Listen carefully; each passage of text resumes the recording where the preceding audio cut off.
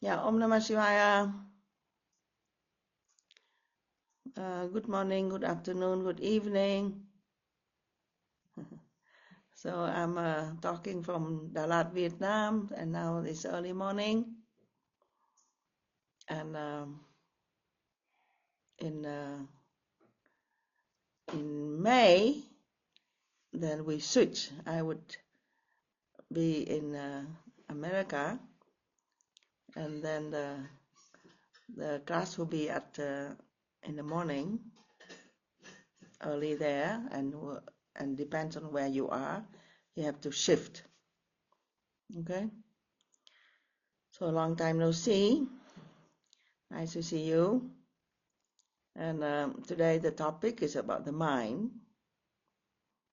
If you want translation, you need to choose the proper channel for translation. So we have Vietnamese translation, Shivakami Chaitanya, and then you have Chinese translation is Chandrika. Okay.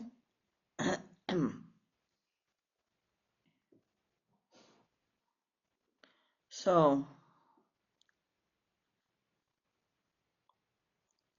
the talk is about the mind, its mysteries and control. So why we need to control our mind? The first question, the answer is because the mind is not ourselves. The mind is not our true self.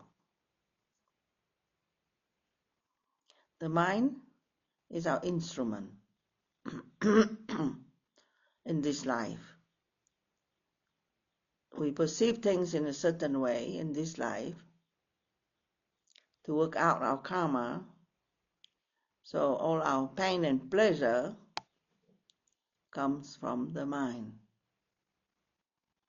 Because our mind has a certain way to see things and to react to things in order for us to learn. But it is not our true self. So we need to detach from the mind. We need to not identify entirely with our mind, even though we cannot live without it.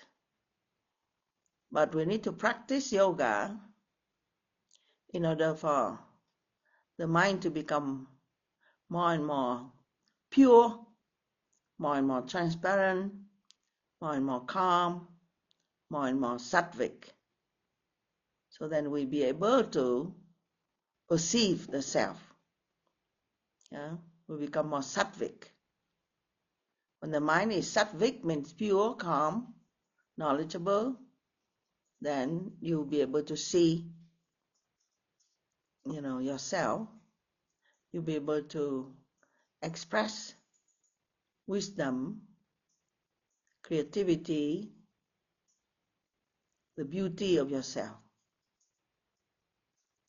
If the mind is dark, yeah, very resistant, very heavy, very depressed, ruled by our past habits, then that mind will bring us to darkness, to more and more ignorance. If the mind is too self-willed, egoistic, we don't have the wisdom to know that what we think is not ourselves, so we don't have that wisdom. So then our mind is very very twisted, but we don't see. So this is the problem. when we don't see, and we act egoistically. We see only one portion of the truth, and we believe it is the truth. So that is a Rajasic mind. That is egoistic and not wise. So we need to make the mind become more sattvic, through yoga meditation practice. And in daily life, we need to observe the mind as much as possible so you can detach from it. Detaching from the mind means not identifying with the mind and get ourselves lost. Yeah. So this observation of the mind, constant observation of the mind, is necessary for you to learn.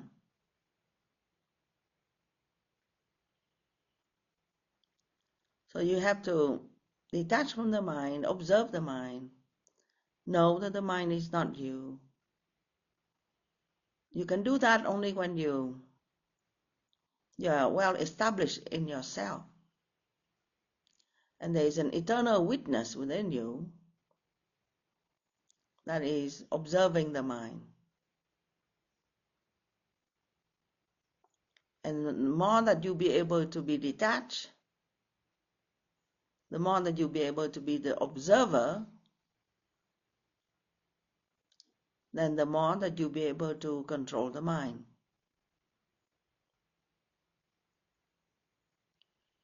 So in order for you to be detached, in order for you to not get lost, you have to learn how the mind functions. Okay? The mind, most of us, is very active. And the more active the mind is, the more we are lost. Because the mind keeps projecting different ideas and stir you up and make you do things. So it is said the mind is like a lake with waves. So constantly moving. So then when you look at yourself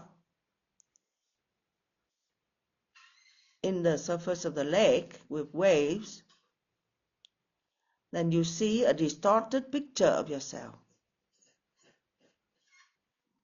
The more the lake waves are calm, it becomes a faithful mirror, then the more you'll be able to see a true picture of yourself. So that's an idea that you need to observe. You need to observe, you need to be the observer and try to observe how when your mind is very agitated.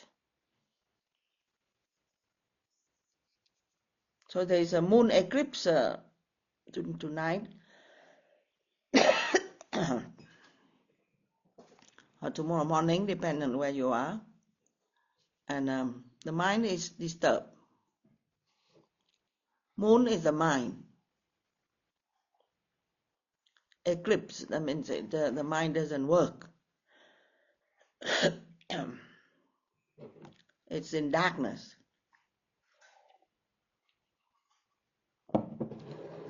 That's why it's important for you to stay calm.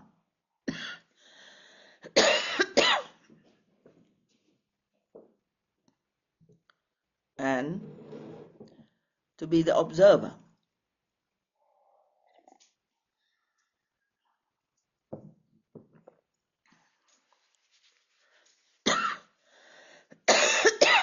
Sorry.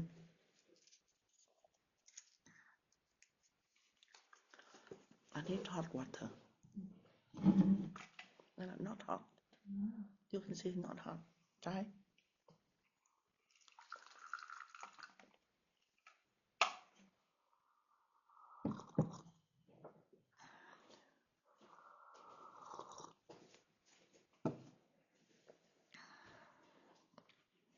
So,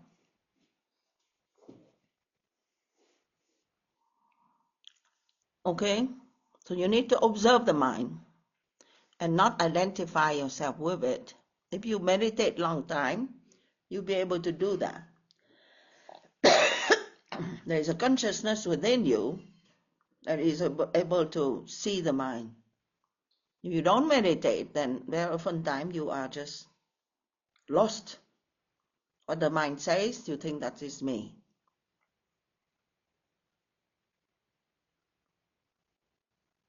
So you need to observe when the mind is calm and when the mind is agitated. And you need to detach from it. Some people are very proud because they think. They have a lot of thoughts. But for yogis,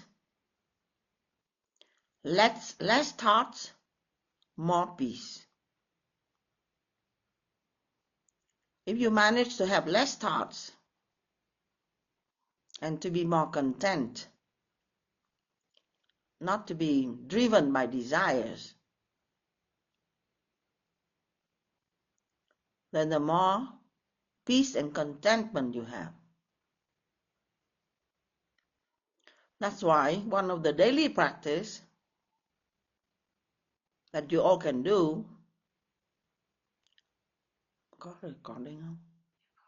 is to be peaceful.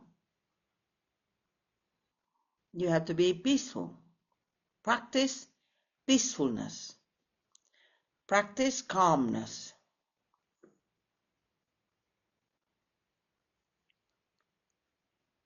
Whatever happens, just stay calm. Don't let the mind be agitated. And when the mind is agitated, obsessed, when they keep thinking too much, then you need to bring it to concentrated state, calming it down by withdrawing, concentrating, repeating mantra, doing asana, focus on the breath, slow down, relax. So that's the first thing you need to do all the time. Be the observer, slow the mind down, calm the mind as much as you can.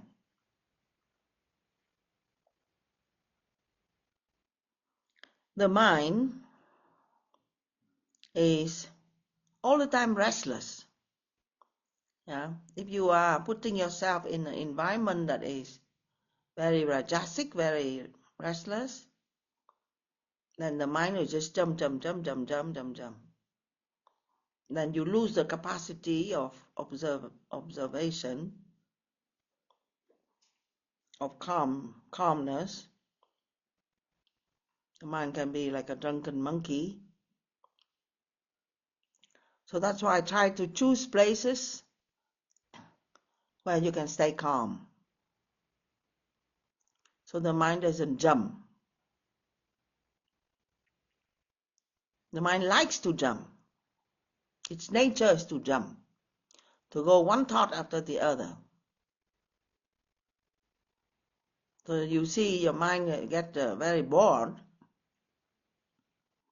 if you don't agitate yourself, if you don't use the mind, go shopping, watching movie. These make the mind very much moving, and that's what it likes. But it doesn't help you because it doesn't help you to detach, doesn't help you to see the truth within, it doesn't help you to relax and calm. So, calm the monkey mind. And the other point about the mind is the mind will resist your observation. It doesn't like to have a master. The mind doesn't like to have a master. And when you observe the mind, and you tell the mind what to do, you are the master. So the mind doesn't like it. Because it likes to be the master. It likes to pull your nose, it likes to to tell you what to do. It doesn't like you to tell the mind what to do. So if you sit down and you attempt to control the mind, then the mind will be thinking much more. It will send different thoughts, very interesting thoughts, and then you would lose it. You say, oh, I cannot meditate. And then you wake up and then you go do something. This is what the mind likes. It likes to resist your attempt to observe and to control it. Okay? So that's why yoga has so many techniques to help you to control the mind.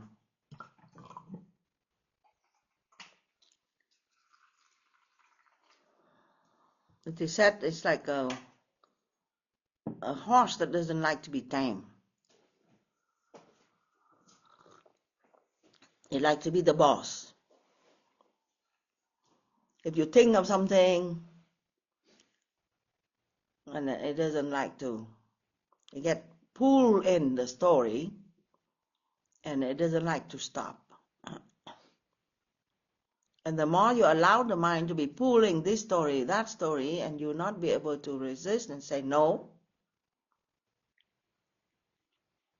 then the more you lost your self-discipline. Yoga is a science of self-discipline. When you'll be able to say yes, when you're able to say no, when you'll be able to say here, now, and the mind obeys. Sometimes people are in the here and now, and yet their mind is in the past or in the future. Typical example is when you are anxious. When you are very anxious about something, your mind fabricates a lot of stories, and again, this story, that story, and then you become very anxious. So you lost it. Or when it goes into the past and you cannot, forgive, forget, and let go, and you are all the time thinking of the past, and you regret, and you cry, and you're thinking. So this is when you lost it. So you have to bring the mind to the present,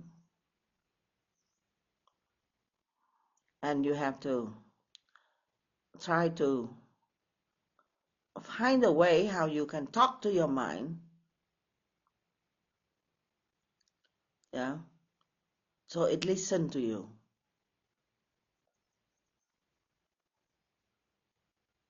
You have to be friend with it. You have to slowly, slowly tame it. So you always have to be the master of the mind, and not the mind your master.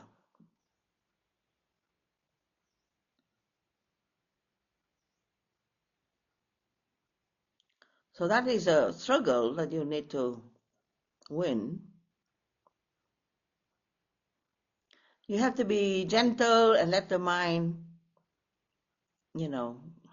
go here and there. You cannot hold the mind on tight rope. It won't listen to you.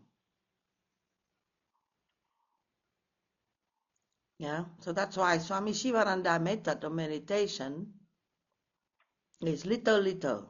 I mean, you meditate a little, 20 minutes, sit quiet, focus, repeat the mantra, and then do it again and do it again. So you don't push the mind too much. You can meditate maybe for 3 hours, push the mind to meditate for 3 hours, but then after you lose it because the mind would revolt. It's like a horse. It would kick you. I mean, it would find all kinds of excuse not to do it.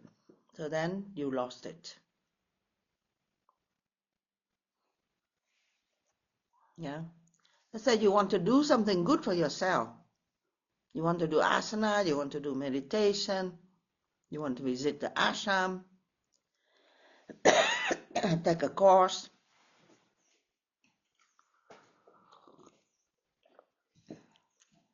But the problem is the mind can create obstacles. It will say, no, I need to do something else. No, this is more important. And it will create obstacles to you. Yeah.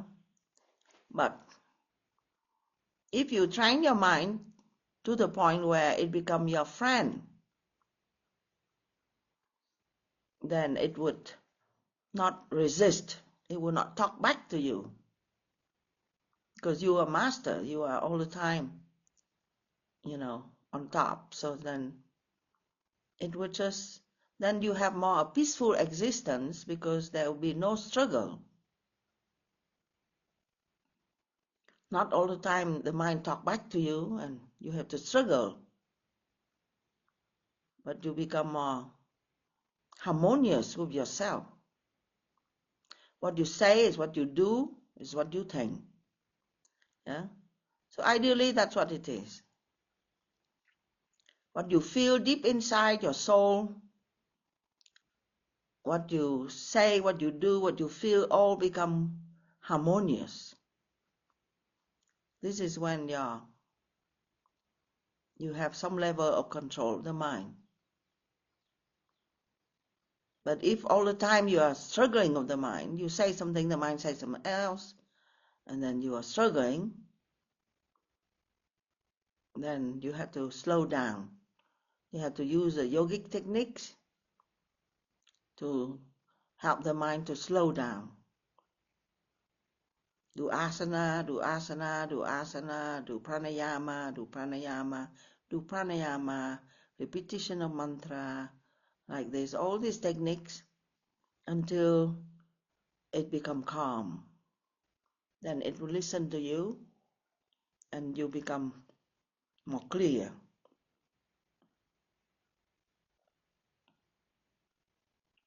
Because why? Because the mind it doesn't like to be observed. It doesn't like to be seen. The subconscious mind is a hidden kind of mind that is very powerful, that has its own motive, that has its, we call the low mind. It has its habit since a very long time. It has its instinctive habit, its instinctive desire. It has its emotional habit. And it has the, And you identify with it since a very long time. It has this karmic imprint since a very long time. So that's why it will escape your control. It doesn't like to be seen. It doesn't like to be observed.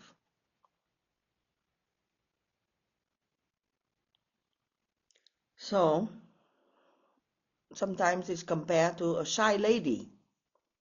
I mean, the lady doesn't like to be seen, so she hides herself behind the veil. And when you don't see her, she will look. But when you see her, she will hide. So the mind is like that. You go along with many fantastic ideas about this and that. Yeah, and you are lost in it, and you don't even know. You dramatize about things, and you don't even know. You act out different kind of drama, different kind of story, that you want to believe that it is you, and then you don't know. You cannot tell the mind to calm down. You cannot tell the mind to be detached. You cannot tell the mind that this is not so important, let go. And this is important, try to focus. The mind will not follow. So that's why in this time when you are struggling and the mind escaping you, you need to resort to this built-in habit that you have of yoga, asana, pranayama, and so on, that will help to slow the mind down. So when you feel agitated, you don't know what to think, you need to do asana, pranayama. It will calm the mind down. And then you'll be able to see the picture. You'll be able to understand what is important for you, what is not important for you. You will not lose yourself.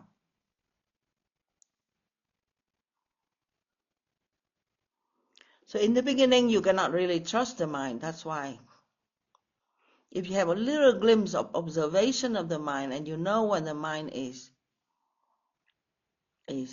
full of desire, and it will trick you into doing things that are not really helping you, that wasting your time, then at that time you have to use, like I say, the yogic techniques to calm the mind down. So that's why in the beginning you need help to train yourself in these yogic techniques and this observation, detachment of the mind, so that you can remain the observer, you can remain the master of the mind. Beginning, you cannot trust the mind. It takes a long time before you can trust the mind, years of practice before the mind know who's the master, and it's tame and it's calm, and it would stay like you would train a dog, dog, you say sit, and it sit. Yeah. Otherwise the dog will keep running. So I wish for you to get to that point when the mind becomes your true instrument and your true friend. Yeah, but don't move too fast. You have to slow down. In the beginning, you need to slow down. You need to put yourself in an environment that is positive, sattvic, helpful, so then the mind would just follow. If you are in an ashram, you don't have no choice. You have to follow the schedule. Everyone do asana, you have to do. In the yoga class, you do whatever everyone is doing. You slow down See, so in the beginning, you need that. So that you really learn to use these yogic techniques to slow the mind down and to allow awareness to get back being the master. Because the mind has a lot of habits. It's like a music record that is running, follow its own habits since a very long time. So that's why you have to counteract by creating positive habits. If you be able to create positive habits of asana, of pranayama, of observation, of of devotion, of prayer, of relaxation, of detachment. If you are able to create this kind of positive habit, then the positive habit can replace the negative habits. For example, the negative habits to complain,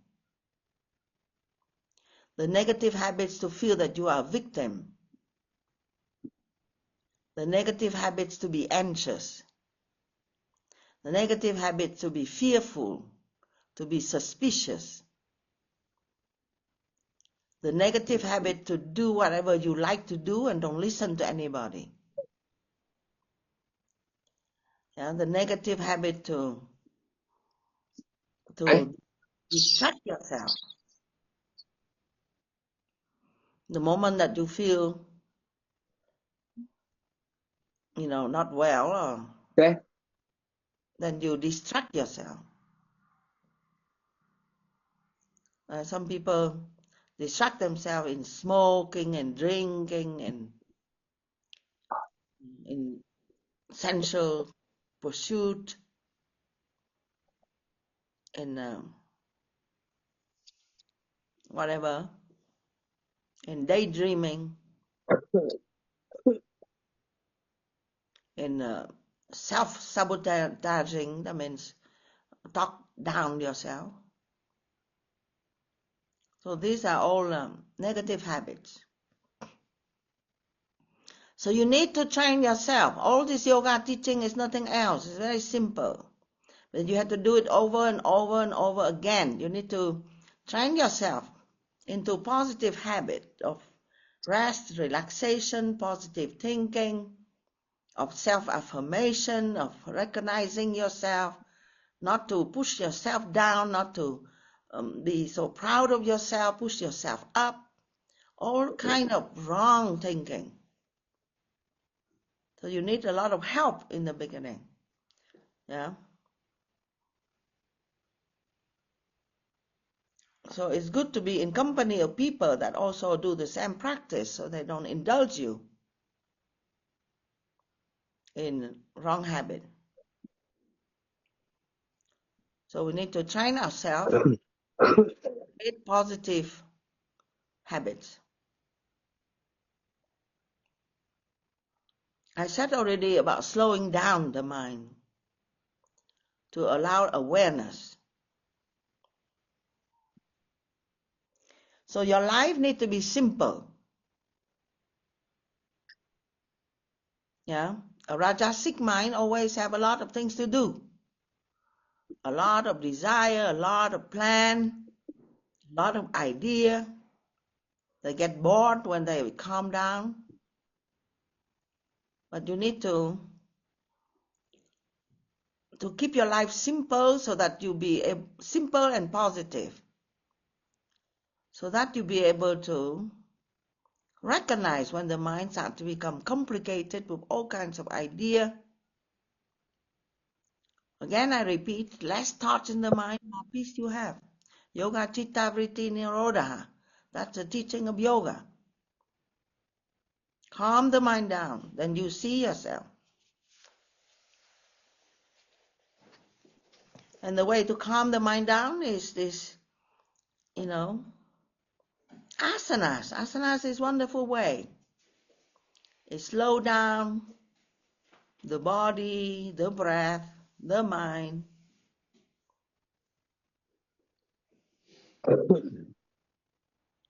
So you need to do it daily.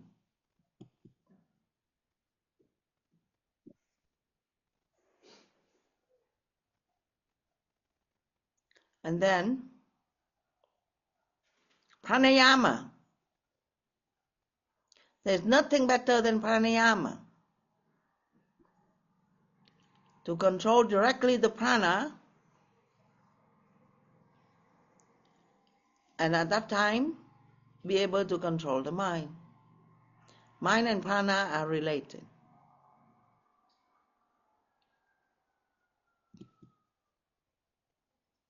Okay? What else you can do? We call the technique of pratyahara, withdrawing the senses. So if you want to slow down the mind and be able to observe the mind and to have self-awareness, then withdraw the senses. Be in the place that have less sensual stimulation. The more sensual stimulation, the more you're lost.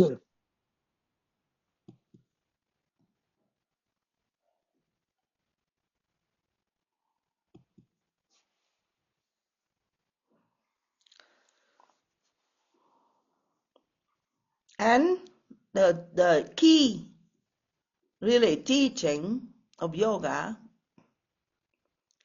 is to keep your mind all the time focused.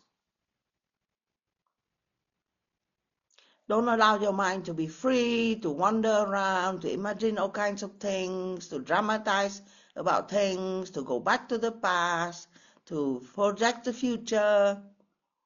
Don't allow that. So that you can be in the present. So that's why the practice of repetition of mantra is so helpful.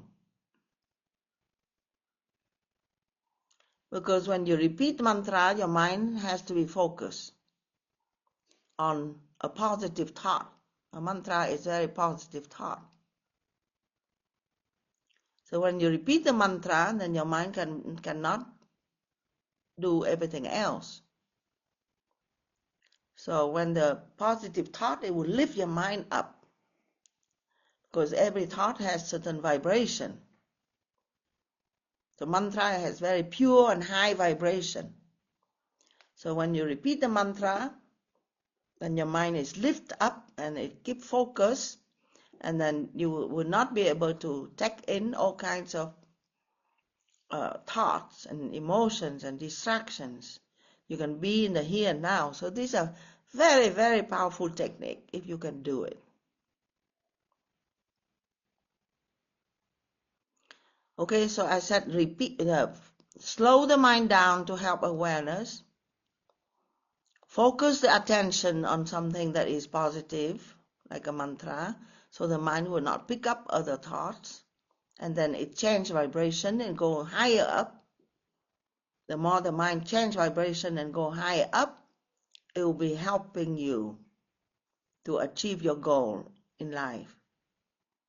Otherwise, if you allow the mind to be distracted and it go low down, is wander around and it's constantly distracting you, then you are wasting your time. Yeah, there is possibility to not waste your time, to go direct to your goal, which is to find peace and happiness and calmness. So don't allow your mind to go too much in the different thoughts. Yeah, so think and study about mantra. Use your mantra with faith. The mantra is a name and a form that is the most positive. Otherwise, you allow your mind to go into different name and form, and then it wander around. Okay, so know that the mind has the capacity of imitation. It's very influenced by everything else. So try to put yourself in a positive kind of atmosphere, positive influence, and get all the help that you can get. Okay? So we have how many more minutes? 10 minutes. If you can ask questions, that would be good. We have a few minutes. How to control the mind. How to recognize the mind, how to control the mind. Anybody has any question? It's easier for me to answer.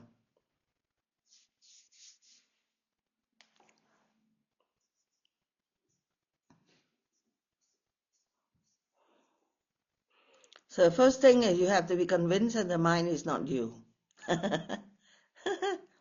To even start meditation, start this whole journey of observation and training the mind, you have to be convinced that there is a superior reality, a peace and a truth that is beyond your reach, and then you need to really train the mind in order for it to be able to give you that truth.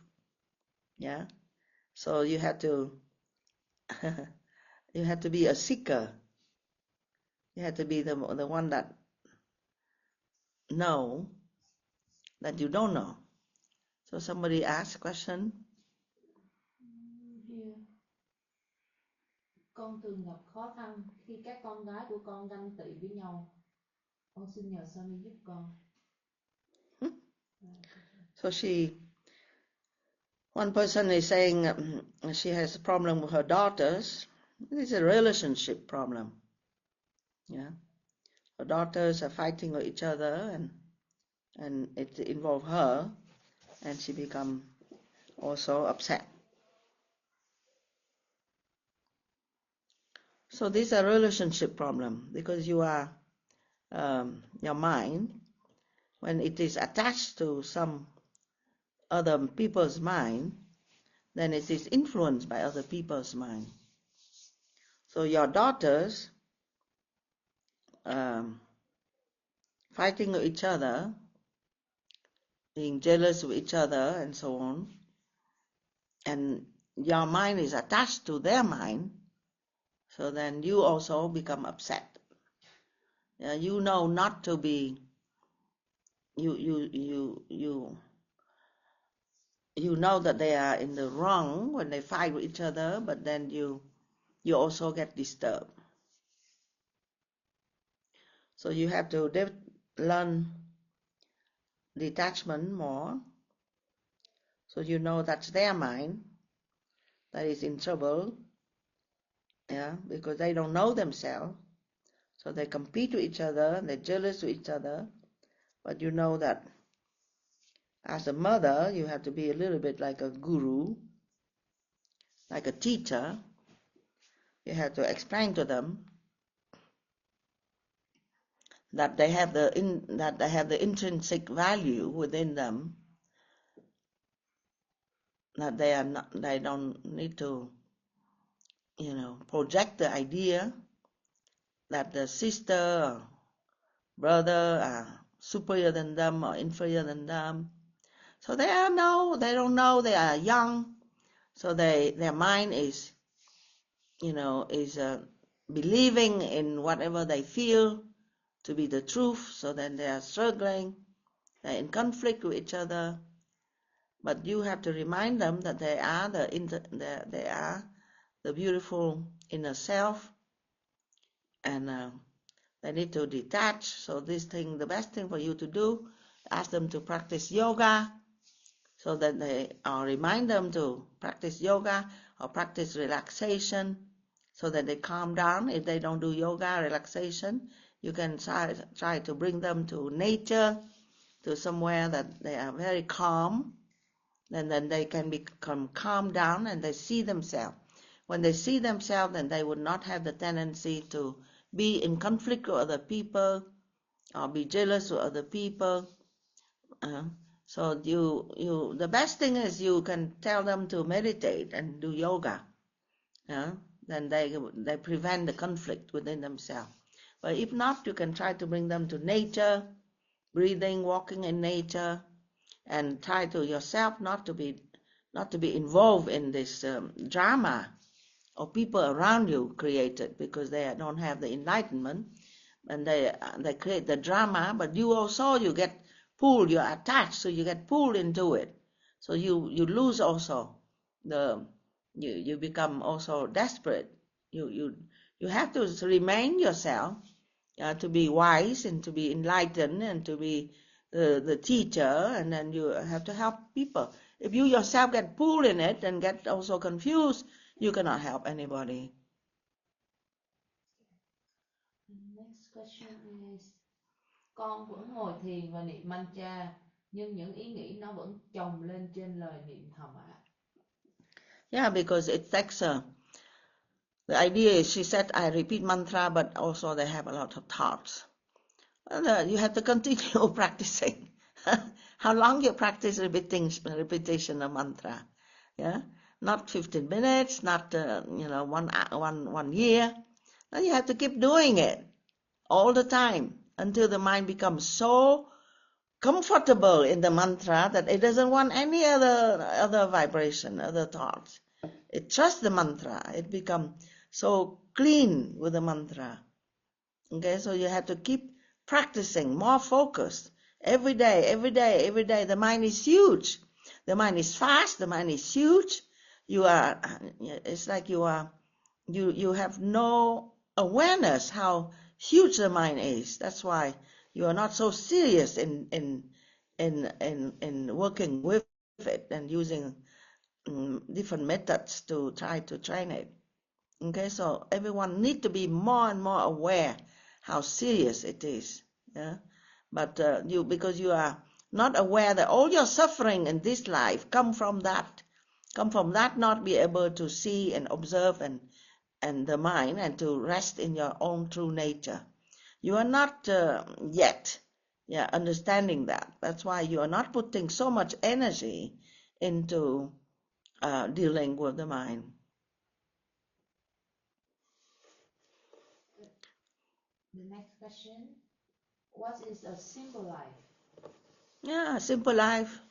I don't know if you have been in an ashram. An ashram is simple life. Yeah, you wake up early with the sun. You meditate, you chant, you read nice book, positive thoughts, you do asana, you do pranayama, you eat 2 meals a day, simple food. Yeah, you don't have much desire, you don't have to go shopping, you don't have to talk too much with people, you don't have much friendship or attachment with anybody. You focus on yourself. Yeah, you wear 2 sets of clothing, and then you plenty enough, and you don't worry about fashion. You don't worry about what people say about your clothing, and then you just be in nature, and you look at the tree, you look at the flower, you look at the clouds, you look at the sun. That is a simple life. Complicated life is you all the time compare and had to follow the fashion and had to go shopping, have all kinds of desires, and all very complicated. Okay, the next question. Góc nhìn của Swami về sự phát triển quá nhanh của Artificial Intelligence AI. Người yogi thì thực hành thu rút vào bên trong, có mâu thuẫn với thế hệ trẻ hiện tại, và cách nào để thế hệ trẻ rèn luyện và biết cách kiểm soát? If the computer is your instrument, then you still the master. The same, the computer is just like the mind. Yeah? If you are the master of your computer, or the computer is your master. So the same. It's exactly the same. Is your computer or the internet or the AI, it doesn't matter. It's just a computer. It's the mind. So, but you, the consciousness, is the master. So you don't have to worry if you remain. If you keep practicing yoga, then you remain in yourself. Okay? And then other people, like you said, the young people, they rely too much on their phone, on the internet, on the AI, and then they think that they are very knowledgeable, but they don't have the basic understanding of their mind, and they cannot detach, and they cannot, they become a victim to the mind, to the computer, to the dependency on artificial intelligence. They don't have the mastery. So that is the main thing. So for children, young people, you have to teach them the basic. You have to send children to yoga camp. So they learn the basic, that the master is themselves, is within them. The consciousness is within them. Yeah, and the mind and the computer are only external tools. So don't worry about that. Just keep focusing on yourself. Don't worry about, being old-fashioned or anything. Yeah, yoga is very old.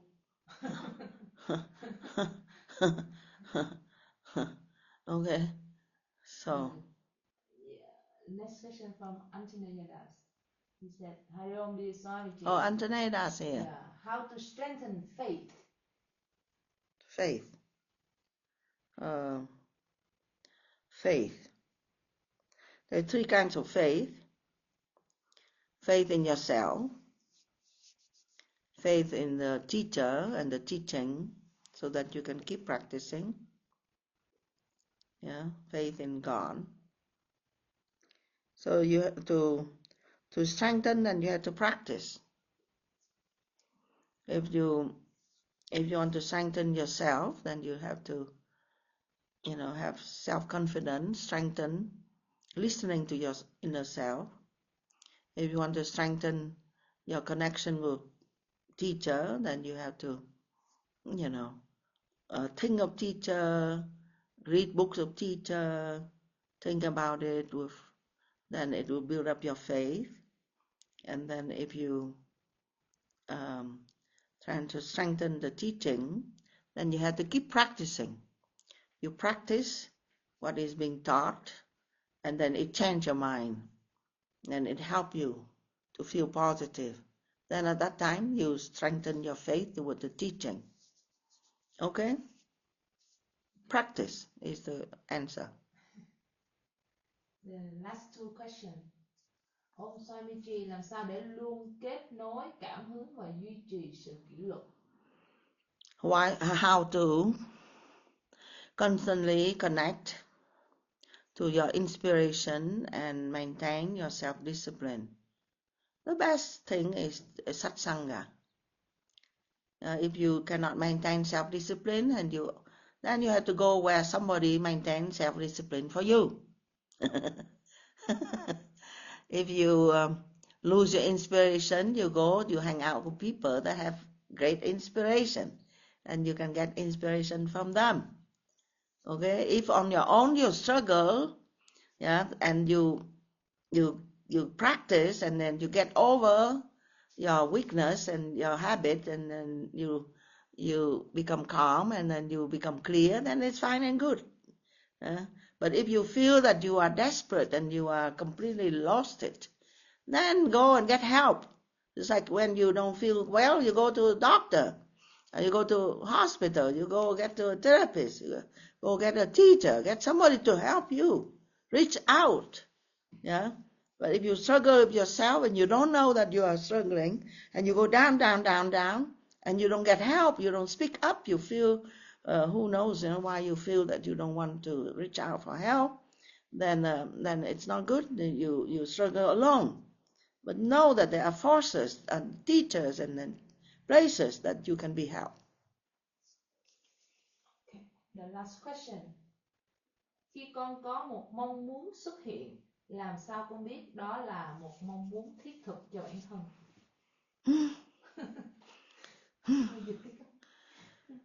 So, when I have a desire in the mind, how do I know that the desire is good for me? Oh God, give me that answer.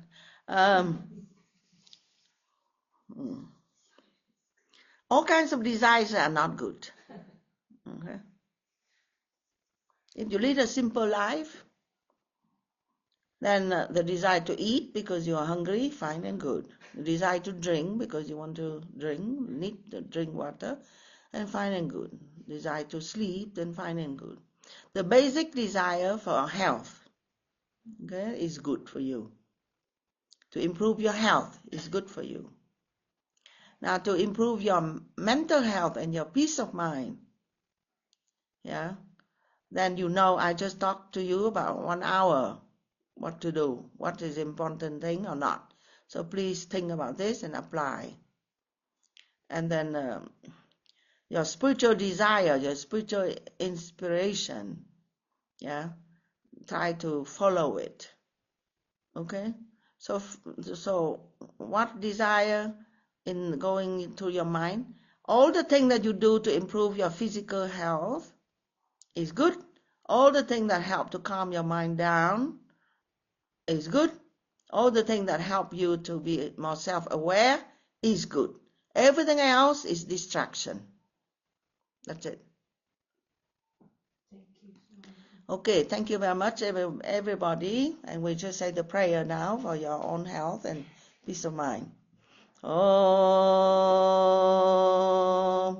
Trayambakam Yajamahe Sugamdim Pustimadanam Urva Kamiva Bandanan Mechua Mukshya Mamritan Om Trayambakam Yajamahe Sugamdim Pustimadanam Urva Kamiva Bandanan Mechua Mukshya Mamritan Om Trayambakam Yajamahe Sugamdim Pustimadanam Urva Kamiva Bandanan Mechua Mukshya Mamritan Om Shanti Shanti Shanti.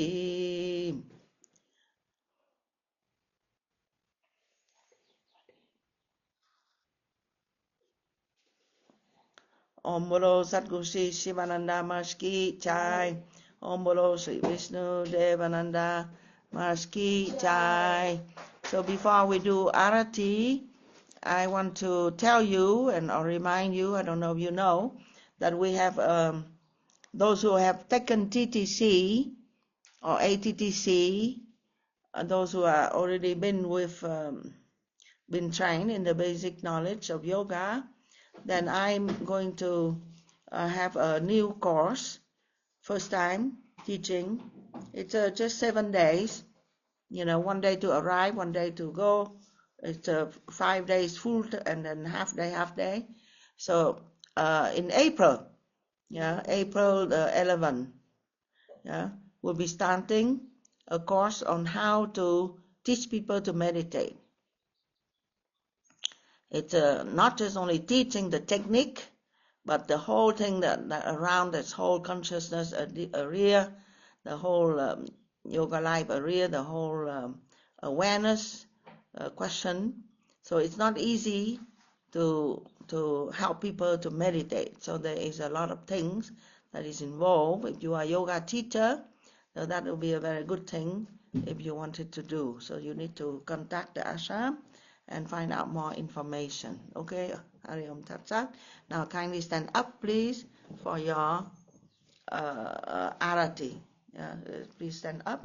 If you stay at home, stand in front of your altar.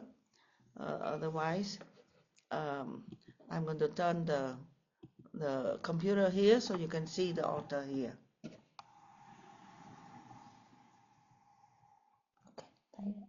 Okay. So now we do arati.